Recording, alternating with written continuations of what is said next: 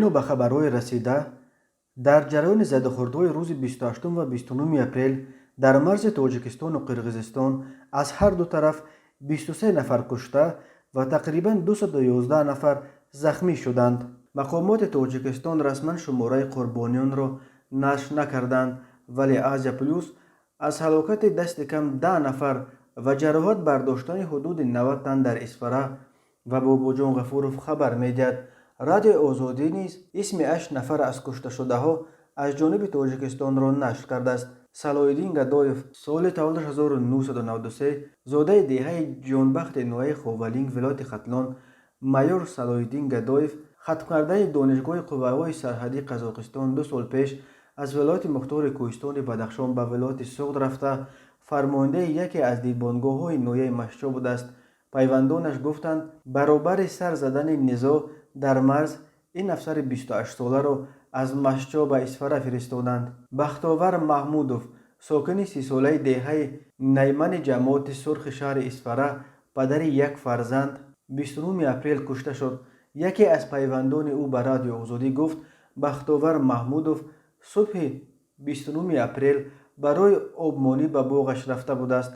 بختاور بیگاه دیروز فوت دیده است و جسد او را الکی به خاک سپاریدند. نیکروز غفورov ساکن دهه ده بیده جماعت قره‌طاق شهر ترسانزاده نیز روز 29 اپریل کشته شد. او 28 سال داشته صاحب 2 فرزند بوده.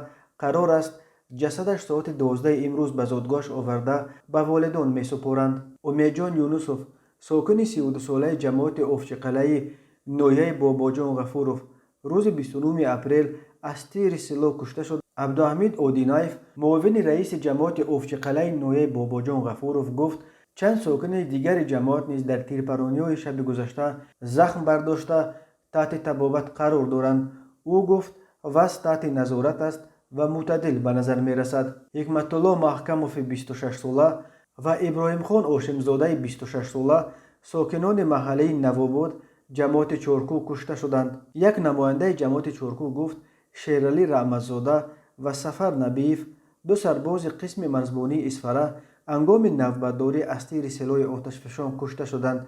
جسد آنها را روز جمعه دفن کردند. برخوردهای روزهای 29 و 30 اپریل که به تیرپرانی‌ها در مرز نواحی اسفره و بادکن و باباجان غفورov لیلک پیچید پرقربانی ترین مناقشه در تاریخ مناقشه های روی داده در مرز تاجیکستان و قرقیزستان و در عموم در تاریخ تمام مناقشه های مرزی چند ده ساله اخیر در تمام آسیای مرکزی دانسته می شود.